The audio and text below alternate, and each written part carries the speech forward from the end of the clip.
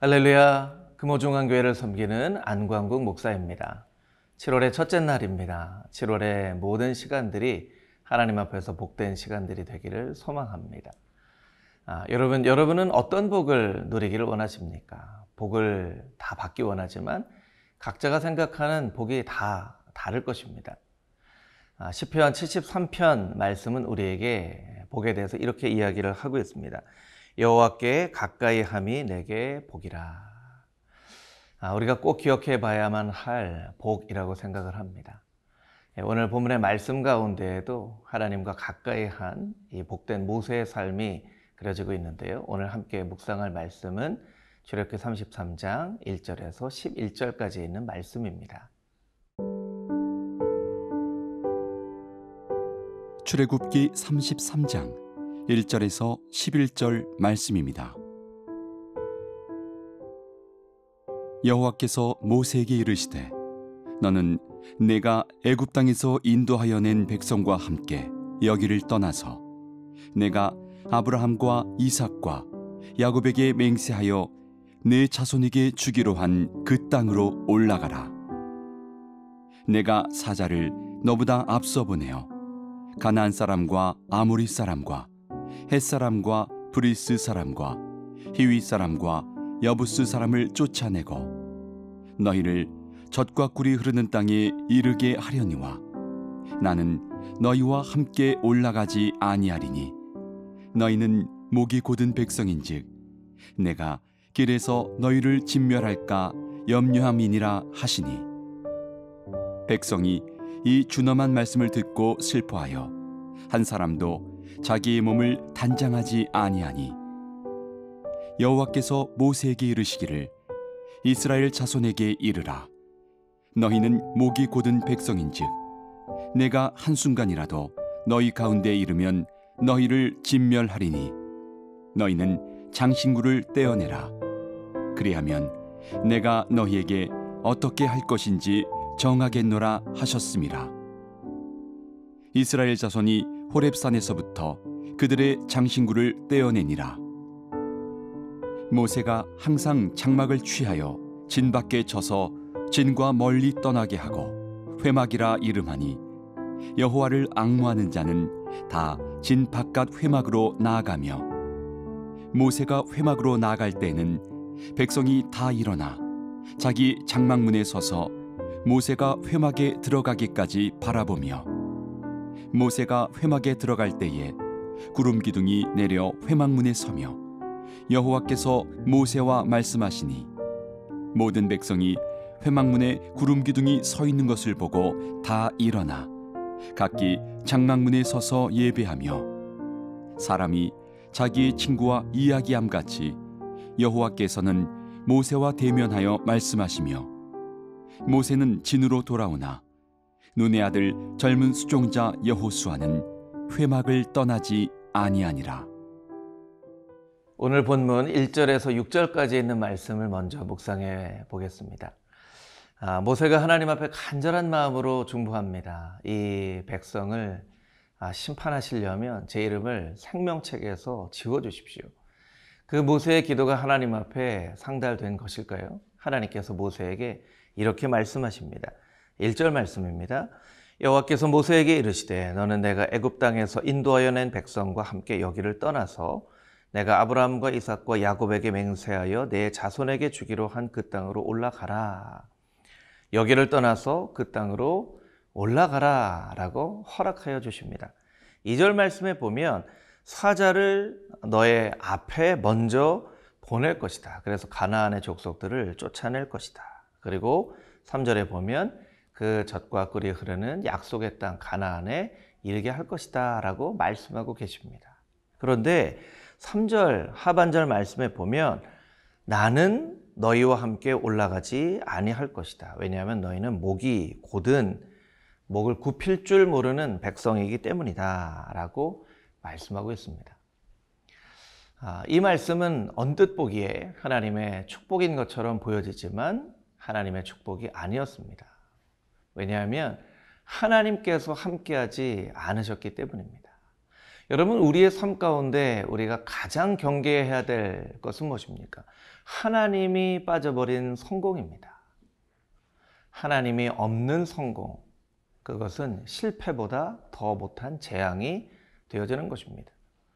아무리 가나안 땅으로 올라가고 하나님의 천사를 보내시고 그 땅을 차지한다 하더라도 하나님이 같이 가시지 않으면 그것은 우리에게 있어서, 이스라엘 백성들에 있어서 진정 복이라고 할 수 없는 것이죠. C.S. 루이스는 우리에게 이렇게 이야기를 합니다. 이 세상에 아무것도 갖지 못한다 할지라도 하나님을 가진 사람은 이 세상의 모든 것을 다 가진 사람이요, 이 세상의 모든 것을 다 가졌다 할지라도 하나님을 갖지 못한 사람은 이 세상에 아무것도 갖지 못한 사람이다. 여러분, 이 세상에 많은 것들을 갖고 누리고 계십니까? 그런데 하나님이 여러분의 삶 가운데 빠져 있지는 않습니까? 그런 삶을 살아가는 것은 아닌지 오늘 말씀을 통하여 여러분의 삶을 돌이켜 볼 수 있게 되기를 주님의 이름으로 축복합니다. 하나님은 백성들에게 말씀하십니다. 내가 너의 삶 가운데 있는 모든 장신구를 떼어내라. 그러면 내가 어떻게 할 것인지를 정하겠노라. 이 장신구를 떼어낸다는 것, 그것은 무엇입니까? 이스라엘 백성들이 가지고 있는 금붙이로 우상을 만들었기 때문이죠. 하나님께서 이스라엘 백성들에게 그의 삶의 고백을 실천하는 것을 보시겠다라는 것입니다.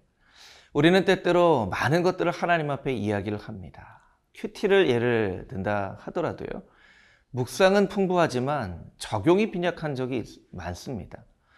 여러분, 나무가 풍성한 가지 또 잎사귀를 가지고 있다 하더라도 열매가 맺지 않는 나무는 좋은 나무라고 할 수 있을까요? 하나님께서는 이스라엘 백성들이 스스로 하나님 말씀을 듣고 이 말씀대로 살아가는 것을 실천하는 것을 하나님께서는 확인하고 싶으셨던 것이죠. 장신구를 떼어내라. 그러면 내가 볼 것이다. 여러분, 오늘도 말씀을 묵상하면서 이 말씀을 들어야 할 말씀이 아니라 실천해야 할 말씀으로 여기고 이 말씀의 작은 실천, 적용을 해나갈 때에 하나님께서 여러분과 함께 하시고 복을 내려주실 줄 믿습니다.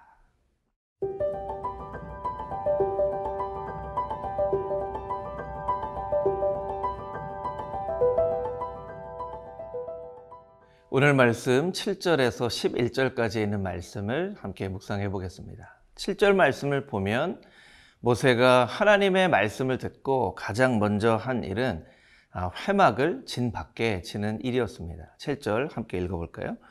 모세가 항상 장막을 취하여 진 밖에 쳐서 진과 멀리 떠나게 하고 회막이라 이름하니 여호와를 앙무하는 자는 다 진 바깥 회막으로 나아가며.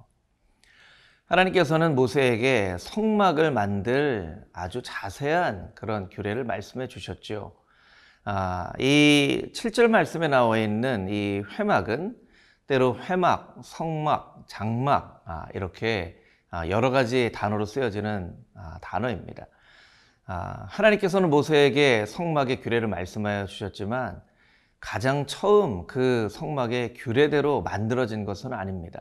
하나님께서 말씀하신 대로 만들어진 성막은 출애굽기 39장에 가서야 그 하나님의 말씀대로 다 완성되어진 것을 알 수 있습니다. 출애굽기 39장 32절 말씀에 보면 역사를 마치되 여호와께서 명령하신 대로 다 행하여 성막을 만들었다 하고 있습니다. 모세의 마음 가운데 다급한 마음이 있었습니다. 이 백성이 언제 하나님께 약속한 것을 저버리고 또 하나님을 떠날까 하는 마음이 있어서 말씀하신 대로 성막을 만들기 전에 진 바깥에 임시적으로 회막을 만든 것이죠. 그래서 하나님의 성막은 먼저 임시적으로 진 바깥에 만들어져서 그곳에서 모세가 하나님과 만났고 39장에 가서야 진 가장 중앙에 하나님께서 말씀하신 대로 완성이 된 것을 우리가 알 수 있습니다. 오늘 본 말씀은 하나님께서 모세와 만나는 회막에 대한 몇 가지 사실을 우리에게 이야기를 하고 있습니다. 또 7절 말씀에 보면 진 바깥에 이 회막을 만들었다라고 이야기하고 있습니다. 이것에 대한 의미를 좀 묵상해 볼 필요가 있는데요. 왜 하나님은 회막을 처음에 진 바깥에 만들게 하셨는가? 성막은 진 가장 중심에 있었지만 하나님과 만나는 회막을 먼저는 진 바깥에 만들게 하신 것은 이스라엘 백성들이 거룩하게 구별되어지기 전까지 준비되어지는 그 과정을 겪게 하셨다라는 것이죠. 우리가 하나님을 만나고 싶다라고 이야기를 하지만 우리가 우리의 죄의 문제를 가지고 있을 때에는 하나님을 가까이 할 수 없습니다. 먼저는 우리가 우리의 죄의 문제를 하나님 앞에 고백하고 회개하고 난 다음에야 하나님의 임재하심과 하나님의 교제 가운데 나아갈 수 있는 것이죠. 그것이 바로 먼저 진 바깥에 회막을 만드신 이유라고 할 수 있습니다. 그러나 회막의 가장 중요한 것은 하나님께서 그곳에 임재하시고 모세와 만나셨다라는 것입니다. 9절 말씀에 보면 모세가 회막으로 들어갈 때에 구름 기둥이 내려 회막문에 서며 여호와께서 모세와 말씀하셨다라고 이야기하고 있습니다. 하나님의 성전의 가장 중요한 것, 그것은 하나님의 임재하심일 것입니다. 하나님이 임재하시는 것, 하나님께서 임재하셔서 모세와 대면하여 말씀하신 것처럼 우리와 대면하여 말씀하시는 그 하나님의 성전, 그것이 바로 우리의 교회, 우리의 성전이 되어져야만 하는 것이죠. 마지막으로 11절 말씀 함께 나눠보겠습니다. 사람이 자기 친구와 이야기함 같이 여호와께서는 모세와 대면하여 말씀하시며, 어떤 사람이 이런 복을 누릴 수 있었을까요? 하나님께서 친구처럼 모세와 대면하여 말씀하셨다는 것입니다. 여러분 이렇게 모세처럼 하나님과 동행하고 있으십니까? 말씀으로 하나님과 교제하고 계십니까? 저는 이 말씀을 읽으며 우리가 다 이 말씀을 소망함으로 붙잡고 하나님 앞에 기도할 수 있게 되기를 원합니다. 하나님, 모세가 하나님과 대면하여 친구와 함께 이야기하는 것처럼 말하였던 것처럼 우리도 하나님과 그렇게 친밀한 교제를 누릴 수 있기를 소망합니다. 간절한 마음으로 간구할 때에 하나님께서 우리의 기도를 들으시고 응답하여 주시사 친구처럼 하나님과 대면하여 이야기하는 복을 누릴 수 있게 되기를 주님의 이름으로 축복합니다.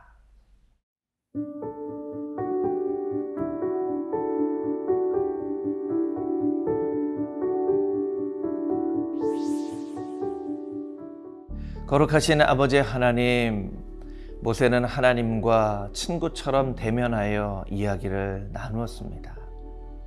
시편 73편의 고백처럼 하나님과 가까이 함이 우리의 인생의 진정한 복인 것을 깨달아 알게 하여 주시고, 매일매일 이렇게 말씀으로 하나님과 만나는 이 시간을 우리가 소중히 여기게 하여 주시고, 하나님 없는, 하나님 빠진 성공을 누리고자 헛된 소망을 갖고 살지 않게 하여 주시옵소서. 살아계신 예수 그리스도의 거룩하신 이름으로 기도합니다. 아멘.